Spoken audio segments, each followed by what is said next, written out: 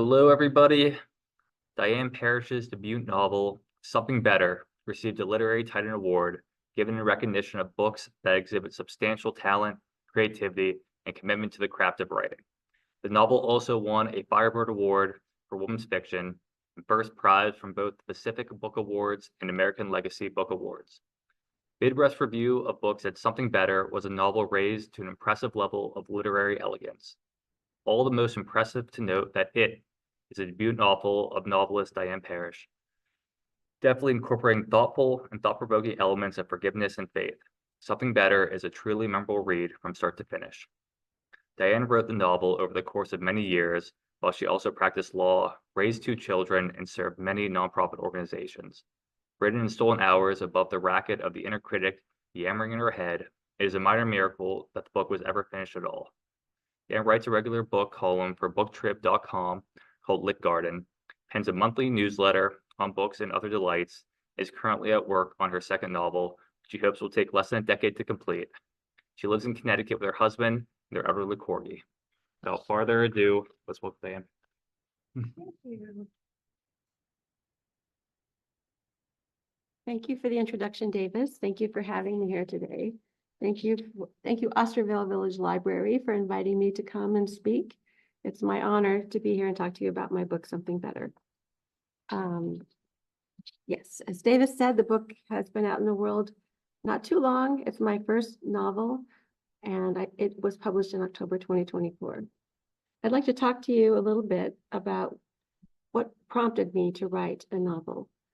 In my work as a lawyer, I'd written many briefs and memos and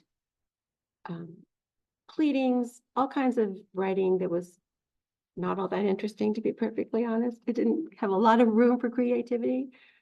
People might think that lawyers can make up whatever they want and put it in the papers, but that's not actually true. You have to follow the law and follow the facts, and the legal writing is actually fairly cut and dry. But I like stories. I've always liked stories. From the time I was a young child, I loved reading stories, inventing stories, writing stories, and I tend to see the world through the lens of a story. So in about 2008 or 9, I observed 2 parallel situations that caused me to start thinking about forgiveness in terms of a story. And what those circumstances was in one case, there was a public incident, ongoing incident actually, of infidelity, and everyone in the community knew about it. Everyone talked about it. This couple lived through this very public, what I would call humiliation, maybe even a scandal. And somehow, in the privacy of their marriage and their thoughts and their care for each other, they forgave each other and came back together and sustained a marriage that looked for all the world as if it was happy and restored. At the same time, in my own family, were 2 people who were estranged, had not spoken to each other in many years. One of them became terminally ill, and I decided I had to let the other one know that this was happening, because imagine if they never spoke and the person who was sick died. So I called the person who was not sick and told her that this was a situation. And her response was, "Well, I thank you very much for calling, and I wish him all the best." And she hung up the phone, and they never spoke. He died, and they never spoke. And it tore me up, but it also made me think, why? Why was this possible, the reconciliation with the couple, and this estrangement, something that lasted through a really serious circumstance that should have created an opportunity for forgiveness? So that led me on the road to understand forgiveness from every possible aspect. I read books about forgiveness, both novels and nonfiction. I took a class in the art of forgiving. I thought about it a lot, and I started thinking about it from all the many facets of forgiveness: the need to forgive others for big things, small things, the need to ask for forgiveness, the need to accept forgiveness, the need to forgive ourselves, the need to give ourselves the patience to come to a place of forgiveness, because it doesn't always happen instantaneously like in a Hallmark movie. And while I was mulling over these ideas about forgiveness, three characters came to my mind, Ruth, David, and Annabeth, the main three characters of this book. I say to people that these characters basically arrived on my doorstep fully formed, and that kind of sounds insane and ridiculous, but that's exactly what happened.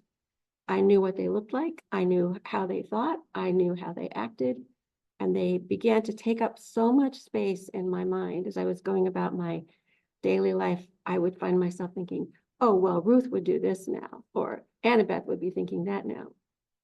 So, being that they showed up at this exact moment I was mulling over forgiveness, it seemed to me they were saying to me, put us in the story, write the story of forgiveness from our point of view. And so that's what I did with Something Better. Now, it took me a really long time to write this book because I was busy and because I was absolutely terrified. I thought many, many times as I was writing it, who do you think you are? Why would anybody want to hear what you have to say? You don't have formal training in writing a novel. You've read 1,000 million trillion novels, but you don't know how to write a novel. So you should probably not be doing this. And I would, when I got very cold feet, I would put the book aside and think, well, that was fun while it lasted. I'll never finish that book. But gradually, over a very long time, I had a draft that was mostly complete. And then COVID came along, the world shut down. And I pretty much decided I had run out of excuses. I didn't have a lot of other things to do.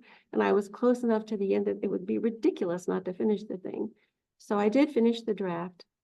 And with great trepidation, I shared the draft finally. No one even knew I was writing this book. I shared the draft finally with my daughter, who is a writer, an accomplished writer, and a friend who's a writer, and said, I've written this thing. If it's terrible, just tell me it's terrible and I will go away and leave it on the hard drive of my laptop. But they were very, very kind. I chose those two people because I knew they would be honest and kind. And that was the kind of feedback I needed. So what encouraged me from my friends reading the book was she took my stapled together manuscript, which was literally just a mess, pieces of paper, and a current bestseller at the time with her on vacation. And when she came back, she said to me, you know, every night when I got into bed to read, I kept picking up your pages and not this other book because I wanted to finish it. So I took that as a compliment and encouragement to go on. And my daughter read the book and called me and said, Mommy, it's beautiful. You have to do something with this book. So I started trying to do something with the book. The process of getting the book from these stapled ugly pieces of paper to a book in the world, I'll show you a copy of the book in the world, was a long one with many rises and falls, with many disappointments and thrills along the way. I'll spare you all the details, but I will tell you that I'm someone who sometimes looks for signs and portents in the world, and many times the signs and portents seem to say to me, stop doing this. But other times I got encouragement, so I kept going. Eventually, the book came out in October of 2024. We've been visiting libraries and bookstores and book groups, talking about the book, talking about the themes of forgiveness and grief and longing and loss and reconciliation. It's been a very rewarding experience for me. The most rewarding part of the journey has been connecting one-on-one with readers. I've had people contact me and say things like, how did you know how I was feeling? How did you know that's exactly what it was like for me? Why did you decide to write about X topic? I've never read a book that covered X topic like that. An art historian commented on a section of the book that refers to a work of art and said, it's a perfect match for the book. It's symbolic for this reason, and it's a triptych for this reason. It was so amazing, her analysis. I didn't know that when I chose that work of art. I chose that work of art because I loved it and because my research told me it was in the place I needed it to be when I needed it to be there. But she saw things in it that I didn't know were in there. And yet, did I sort of know they were in there? Because it ended up in the book anyway. That happened many, many times. And it the process of talking about the book has made me realize there is so much mystery about creating. I won't compliment my own work and call it a work of art, but there is so much mystery about creating anything, a painting, a book, a sculpture, even a meal. There's so much that goes into it that makes it bigger than the notion of the creator. And that's because it gets shared with others who experience it. And there's a communication. Sometimes it happens one-on-one in person when you talk about the art. Other times you never know. Somebody sees a painting like these beautiful paintings in this room, or reads a book and connects in a way that the creator never knows. And yet that's a positive thing out in the world. And I think that's why creators must keep creating. So to tell you a little bit about the book, I've told you how it came to be.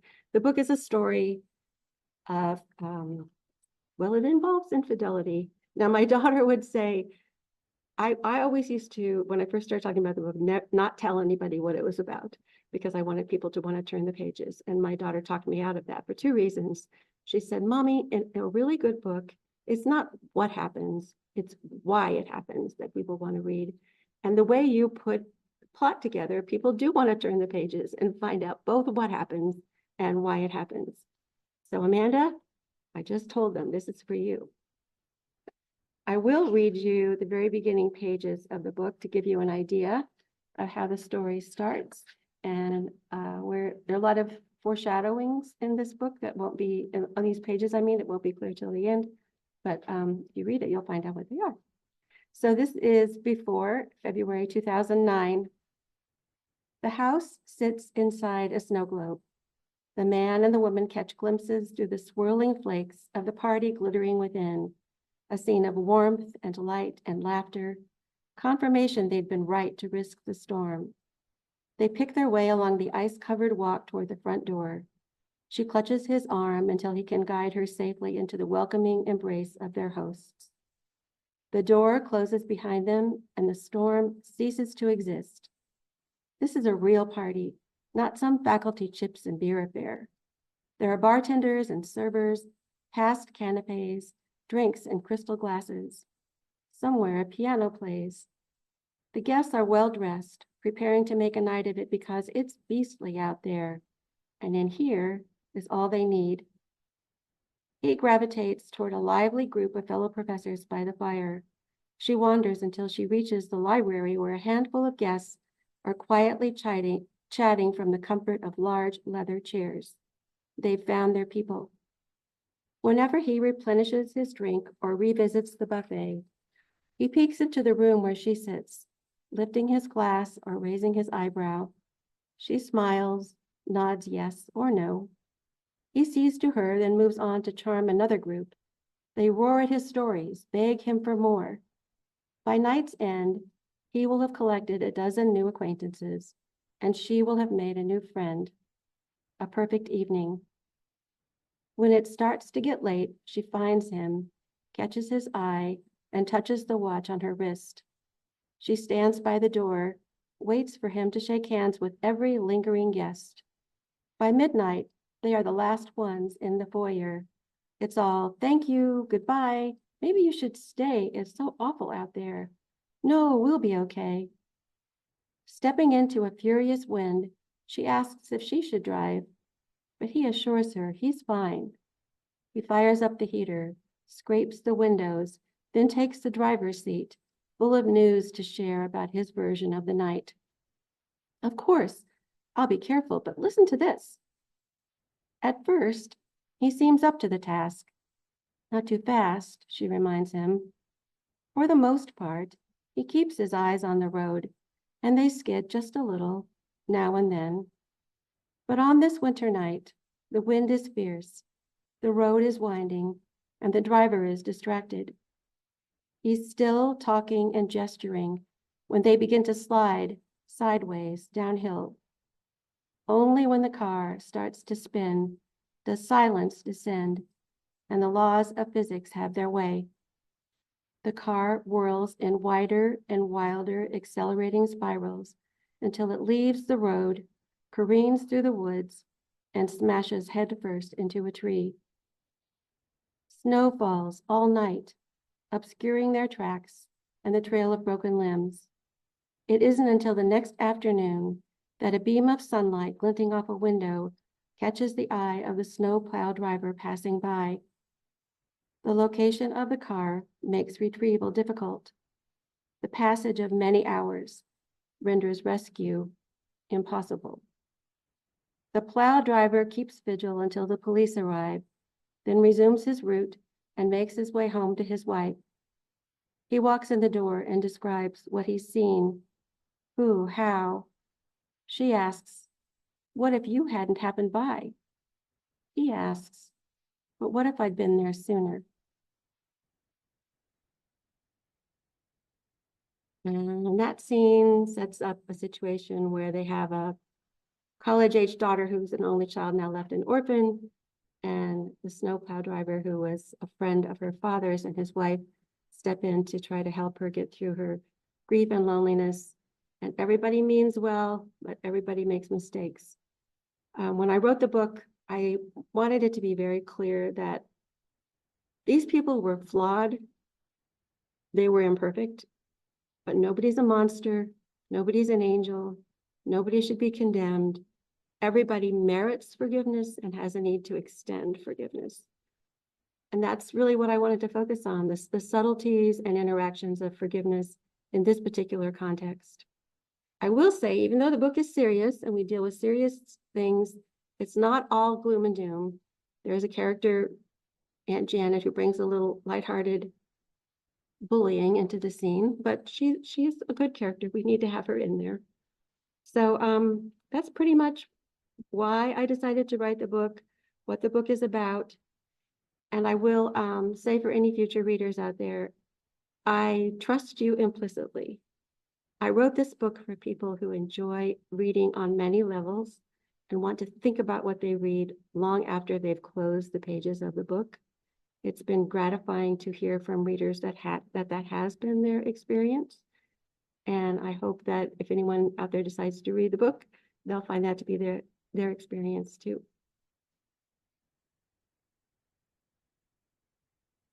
Take any question.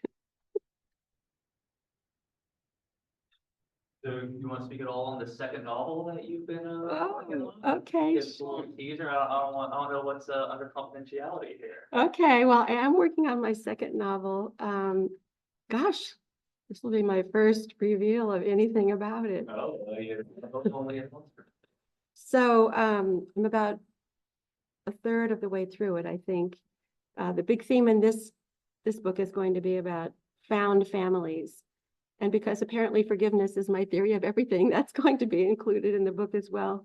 A different kind of cast of characters, and we deal with different issues. There are going to be issues of addiction and abandonment and friendship and family. And my purpose in writing this book is to show how we can be loved or rejected by the people into whose line we were born. And that can affect us profoundly, but we can find a way beyond our immediate family to find connection and love and a meaningful life with people who we would have thought of as strangers, incompatible, people we might not even have liked on first meeting. And so that's what I'm writing about. Thanks. Thanks. Thank you. Yeah, It is sure. wonderful. Oh, thank